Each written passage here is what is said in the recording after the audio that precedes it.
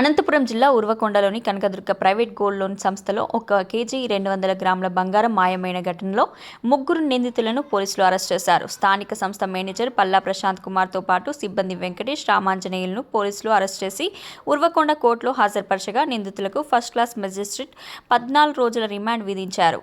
గత నెలలో Uravakonda Kanakadurga private gold loan సంస్థలో తాకట్టు పెట్టిన బంగారం మాయమైందని కంపెనీ యాజమాన్యం పోలీసులకు ఫిర్యాదు చేసింది. తాము ఆడిటింగ్ చేసిన సమయంలో 56 లక్షల రూపాయలు విలువైన 1158 గ్రాముల బంగారం మాయమైనట్లు విచారణలో తేలిందని యాజమాన్యం ఫిర్యాదులో పేర్కొంది. ఘటనా స్థలంలో పనిచేస్తున్న 4 నిందితులపై పోలీసులు కేసు నమోదు చేశారు. విచారణ అనంతరం నిందితులను అరెస్ట్ చేసిన పోలీసులకు ఈ కేసులో అనేక కొత్త అంశాలు వెలుగులోకి వచ్చాయి. కంచె చైన్ వేసిన విధంగా కనకదుర్గ గోల్డ్ ఫైనాన్స్లోని మేనేజర్, ఉద్యోగులందరూ కలిసి ఉద్యోగం ఇచ్చిన సంస్థను నిండా ముంచెత్తారు. అసలు బంగారమే తాకట్టు పెట్టకుండా కేవలం బంగారం ఫోటోలు మాత్రమే పెట్టి సంస్థ నుండి రుణాలు కాజేసి తమ వ్యక్తిగత అవసరాలకు వినియోగించుకున్నారు. అందుకు గాను బినామీ అకౌంట్లను కూడా సృష్టించారు. అంతేకాకుండా గోల్డ్ ఫైనాన్స్ కంపెనీలో బంగారం తాకట్టు పెట్టిన 13 మంది నిజమైన వినియోగదారుల బంగారాన్ని కూడా మాయం చేసి బయట బ్యాంకులో తనఖా పెట్టి రుణాలు తీసుకున్నారు.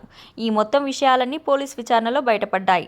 Uravakonda Kanakadurga gold finance company branch manager Prashanth Kumar, Venkatesh, Ramanjaneyulu అనే 3 నిందితులను అయితే అరెస్ట్ చేశారు. కానీ ఇప్పటి వరకు ఎటువంటి బంగారు ఆభరణాలు కానీ సొమ్మును కానీ రికవరీ కాలేదు. బ్యాంకులలో పెట్టిన వినియోగదారుల బంగారాన్ని నిబంధనలకు అనుగుణంగా వెంటనే రికవరీ చేసి బాధితులకు న్యాయం చేస్తామని పోలీసులు మరియు కంపెనీ యాజమాన్యం వెల్లడించింది. గోల్డ్ని అకౌంట్ తారుమారు చేసి అలాగే ఫేక్ అకౌంట్లో రిజిస్టర్ చేసుకుని నకిలీ బంగారు పెట్టి వాళ్ళు దాదాపు 56,62,940 రూపాయల అమౌంట్ని మిస్యూజ్ చేసినారని, దుర్వినియోగం చేసినారని రాబడి కంప్లైంట్ ఇవ్వడం జరిగింది. దాని మీద కేసు రిజిస్టర్ చేయడం జరిగింది. ఈ కేసు రిజిస్టర్ చేసిన తర్వాత నిన్నటి దినం దీంట్లో A1